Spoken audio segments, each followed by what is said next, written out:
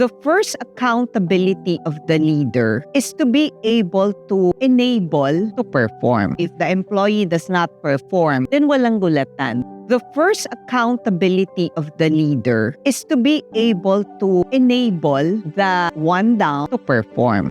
Creating a certain awareness by providing feedback, by teaching them, mentoring them, coaching them, etc. If the employee does not perform, then the leader's responsibility shifts to providing performance feedback. Hindi pwedeng hindi. And real-time dapat yung feedback na yon. So, madami siyang responsibility, no? Kinoach niya na, mentor niya na. Tapos, pag hindi pa rin nagpe-perform, the leader now shifts to giving performance feedback. And that feedback is not given at the end of the year. That feedback is given real time. So that at the end of the year, when it is year-end performance cycle, sukatan na tayo kung anong achievements, then walang gulatan. No talent will be caught off guarded because I never expected this that I will fail in this year's performance. No.